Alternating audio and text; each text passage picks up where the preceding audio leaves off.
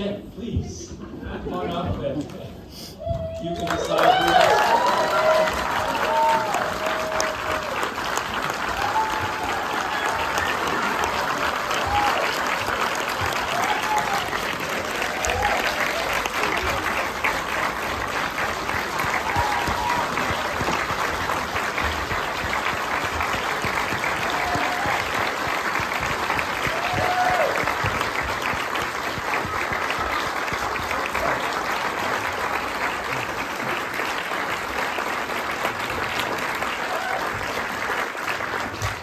Kevin and Mark, please come up and join us.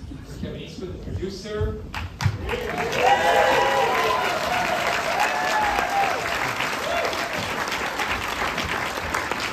Wachowski, and I've got correctly, the composer.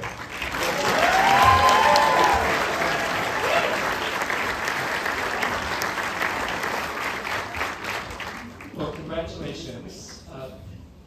I will get things rolling. We invite your questions, but can I just sort of ask an obvious question from the start? If you could tell us a bit about the genesis of the film and the process involved in its making. Before we do that, can we give a couple of shout outs? Because Of we course. do have some other folks in the audience. We have a number of crew, but also, first and foremost, I just want to thank Knowledge Network, who are our commissioning broadcaster, and specifically Patrice Ramsey, who is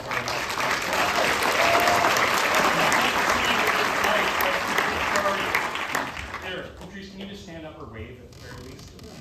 So yeah, Patrice was our fantastic, Patrice is no longer exists, so our thanks to everybody at Knowledge, but especially Patrice. And she has 2 other films at the festival. Go see the other Knowledge Network films as well. And Jen, I think, will introduce some of the crew that we have. Well, I'd also like to acknowledge Hughes' great niece, Sarah Durno, who is here as well, and thank you to the Hughes family.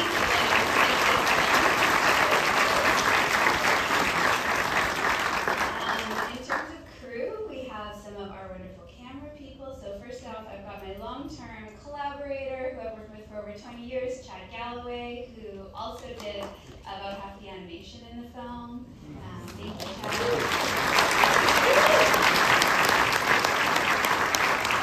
And we have Naeem Sutherland and Emily Robertson, who both contributed their beautiful camera work. Emily's here all the way from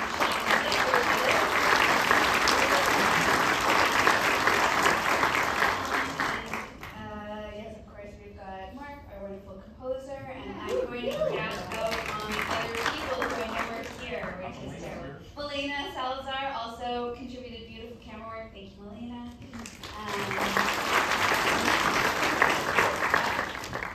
And Devin, our incredible colorist, Devin Scott, is right over there. I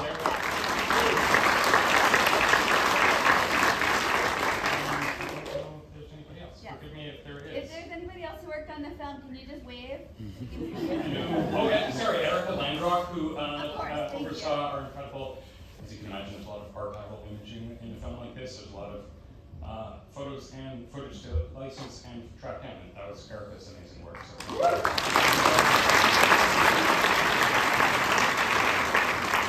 Everyone else who may be here, if you're funny, will buy you a drink later. Okay, genesis of the project. Yeah. I very quickly, it started out as a short for a series of shorts about BC artists, and that did not turn into a series, but that's where the Bill Reed short came from, if any of you guys have seen that. Collaboration with Patrick Shannon, wonderful Haida filmmaker. So one night I was just looking at the Robert Amos book after that I had bought as research for the other project, and I was just looking at it, and I was looking at all the beautiful photographs of places in BC, and Hughes paintings and drawings, and all the stories Robert had put in those books, and I just thought, this is ready to be made into a film. It's like all the ingredients of the cake are there, it just needs to be baked into a cake. And I love then and now stuff. I love those things you can slide the slider and see the different eras of a photo of a place in BC, and I wanted to explore more of BC, so it actually kind of came a little bit more out of place in a way. And the film was sort of pitched as an artist biography where we would travel through BC and travel through time and Canadian art history through his life.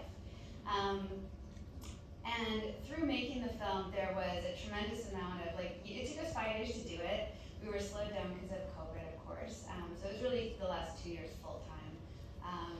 But there was a lot of discovery of archival materials and wonderful recordings of Hughes, which I had not heard when I started this project. And really just through making the project, I just fell more and more in love with the man himself. And I think seeing recordings of him, which are rare, and hearing his voice and hearing just how sweet and humble he was, and how he kind of laughed and how goofy he was, and just the more I learned about him, the more I fell in love with the man himself. But it really kind of came out of, I guess, love of place. And I just want to get a picture of this. There was obviously a lot of travel involved. Did you do a lot of that exploring yourself, or were you taking someone? Can you estimate how many trips you made for just even the research? I don't know off the top of my head, but it was really fun. It was a really fun part of it. So we'd often take off. I just started dating my boyfriend, Brian Marshall, who also is a landscape painter. So I started dating a landscape painter while making a landscape painter. And that was one of the first trips we took. Was scouting. Well, Chilliwack was the first one, but between our trips and trips with film crews, we went everywhere from Revelstoke to Rivers Inlet. And Dawson's Landing, thank you, and then all over Vancouver Island, lots of travel. And I will also say that there is about another hour's worth of the film that is not in this film. So there were quite a few. We interviewed 4 different hereditary chiefs of different nations, trying to work in some First Nations voices, stories about place that way. There's a lot of chapters that are part of the sequence you saw at the end. Those photos all turn into stories of places now. And so there's a lot of stuff that I'm still hoping to sort of put out in different forms and looking for, some way to maybe give those a life. But when I was editing the film, it became clear that I had overestimated how much you could fit into a film about one person, and I tried to put all these layers in. And it really, in the edit, the film just really wanted to be about Hughes' story, and when I, went off of that, it just sort of stopped working. So that was a learning experience for me, was, the film sort of teaching me what I wanted to be.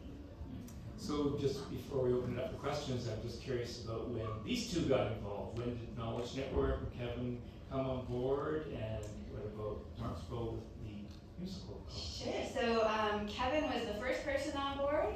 Before it was even greenlit by Knowledge, we had a whiskey at Fets, rest in peace, Fets. And he had said he always loved E.J. Hughes and was just very generous and very positive and excited about it. And that was, you cannot do. We've been a skeleton crew, although it's a very small team that made this film, and we've worn a lot of different hats. And I could not have done it without you. So thank you so much, and for being on this crazy adventure.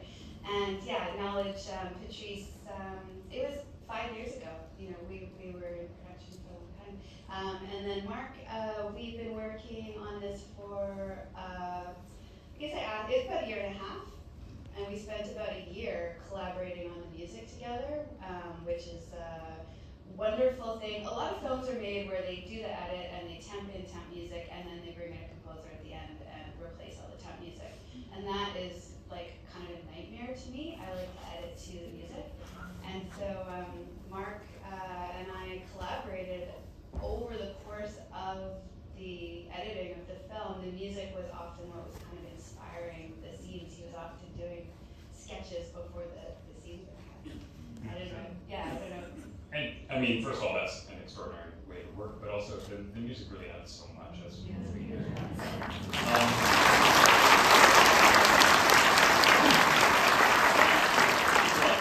you like the soundtrack and you want to hear it more, Mark, you just put out the soundtrack. Is that available? People can find that online?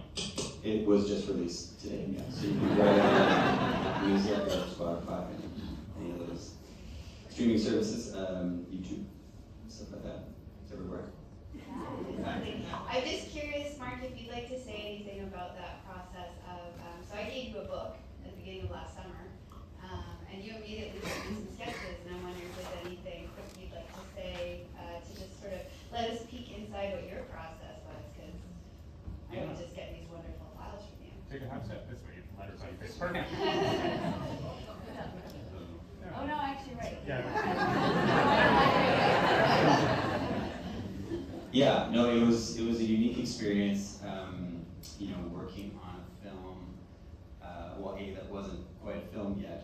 Jen had a very detailed story outline that she shared with me, and this great book, which I think was the book that inspired the initially for the movie as well. And yeah, I would read a few pages and look at some of the images, and then it inspired me to kind of look a little deeper into some of his other art as well. And then it was just about sort of coming up with a way to make music to a picture instead of a film, which is what I'm used to doing. You've got moving pictures and actions happening in a movie, which often will dictate where the direction the music's going to go. But here I was just looking at these great paintings, and I think it's just sort of looking into these great landscapes and objects. Do you hear notes in your head? No, wow. How does it come through you? Yeah, I don't know. It's like, in a way, I heard someone else talk about it's like being a painter in a way.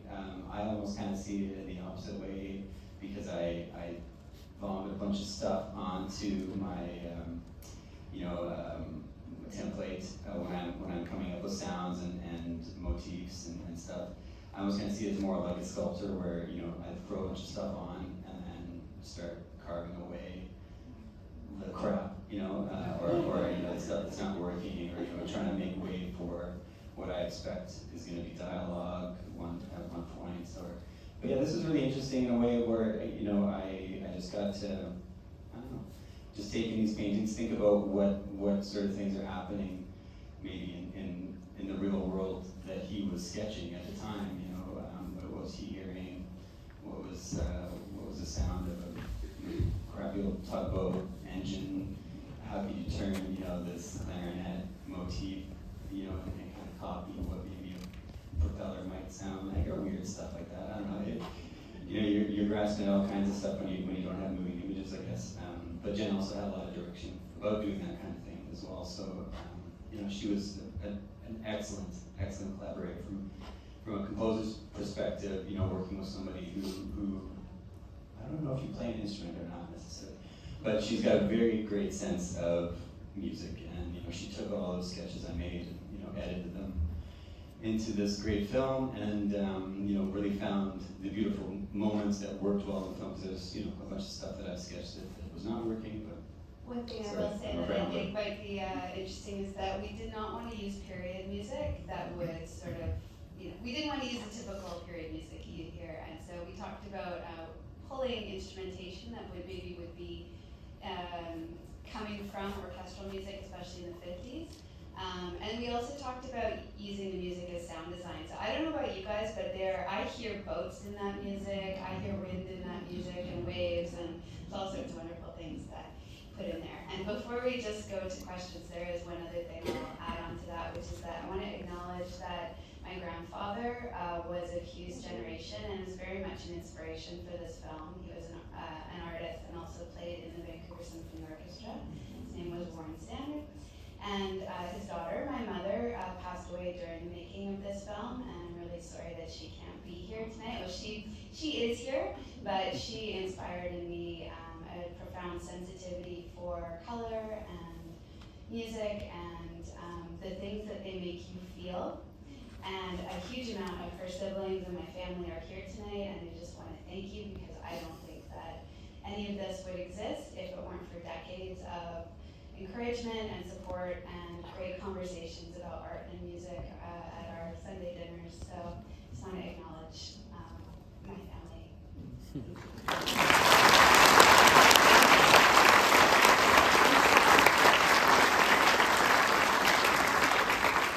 Now, it's a bit hard to see hands with the bright light there, but yes, I see one. Please. All right. Jan, Sandy. hi. Hi. So much of your work through your career has been about artists and their process.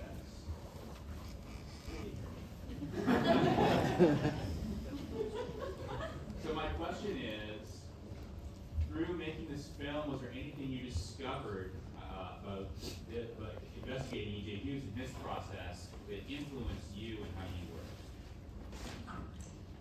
Well, I will say that I had a little altar to Hughes beside my edit station. And so I had that picture that you had in the program. We've been looking at each other for a few years now. And he, in one of the interviews that's not in the film, at one point says, you know, I really wish that I could have every painting take 5 years to make. And so I feel like in a way it's, you know, he's pleased that the film took 5 years to make. It was not supposed to. I've also found it very difficult to talk about this film. We've been doing a lot of press and I found myself very shy to do it, and I feel like that's maybe Hughes' influence as well. Kevin gave me a drawing 2 days ago that he got from Huffle at an auction, and it's actually an old drawing by E.J. Hughes of Fern, which is an incredible gift to receive. And it was a pretty, you know, a rough drawing, and the thing about it is that it's not perfect. So much of Hughes' work is really, really perfect and beautifully, you know, executed. He's such a phenomenal draftsman. That's one of the things that really stands out about his work, is that like meticulousness, right? And I think that there is always the lesson. I'm always trying to understand creativity and the creative process and how it works. That's what I'm trying to do in my work. And I think that drawing shows me the lesson that like everyone starts somewhere, and people make drawings that have struggle in them, and to not give up and just keep working. And there was certainly a lot of persevering in this project too. So I think that's always a lesson for artists. Unfortunately, we only have time for 2 quick questions, please. Go to the back, sir. Yes, my question was just, first of all, it was a wonderful film in showing us British Columbia from so many different angles and places that we appreciate in new ways. So I wondered about some of your choices of using drones or presenting, for example, Ottawa or the National Gallery or some of the other cities that we know well. You showed them from different perspectives, and I just wondered what informed some of those choices. It's very difficult to get establishing shots of large buildings in public spaces. Those are stock shots. And generally, when you shoot a building, I actually took lots of buildings or photos of the National Gallery of Canada while I was there. But they are big, beautiful buildings, and they look better from the air. And once I had done that for a few, I decided to be consistent about the major galleries all being shown that way. But just to qualify that, some of the drone shots in Vancouver, those were all stuff we shot. So like the St. Paul's Church in North Vancouver, Emily Carr, and then also Victory Square, just across the street from here. Those are all ours. Those are all original. Yeah, and there's more in that unedited footage too. Emily shots some great stuff, really beautiful drone work by Emily that will hopefully get out there one day. I think there was another hand up there that you might. Yes, the gentleman in the blue shirt. There's probably others. I really want to thank you for bringing the attention to E.J. Hughes. I live in Victoria. When I walked through the National Gallery for the first time, I mean, the wealth of Canadian painters is extraordinary. He is by far my favorite. One place you won't see an E.J. Hughes painting is at the Art Gallery of Greater Victoria, because they neglected to buy any. No, they do have some. Yes, they have one that they own, they have one on loan, and they're going to get one from me when I die.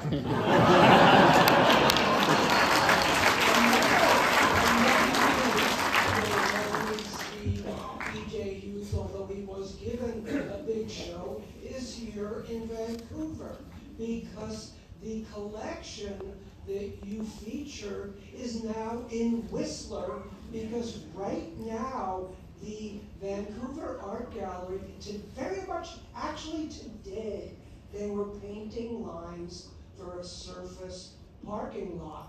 the building's not coming forward.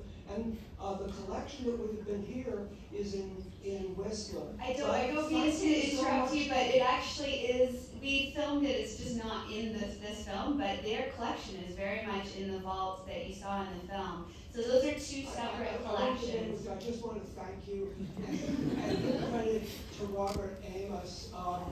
Any book he puts out about you is on my coffee table. He's done a wonderful job of portraying us.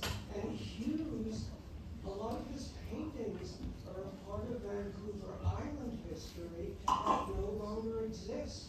Coastal freighters, lumber mills. Yeah. We really owe him a debt for preserving that in the most magical of ways. And thanks to you. Thank you very much. There's not a lot of places, not a lot of galleries where there is a permanent exhibit of Hughes' work is true. But the exception is, as you saw in the film, the O'Dane Art Museum at Whistler, which is an exceptional gallery. So if you do want to go see Hughes' work tomorrow or anytime soon, go to the O'Dane Art Museum. I know Curtis is in the audience, but yeah, it's a great gallery. And as you saw in those last couple of shots, that's a great place to see his work on display. And there's lots of great work there, but go for the Hughes and check out a whole bunch of other stuff. Yeah, it is the only place with a permanent public exhibition of E.J. Hughes. So just finally want to say that not only is the film such a success aesthetically and emotionally, such a rich story, but it's so important for our public record, for our knowledge of our own place and its history. So thank you for all the hard work you've put into this.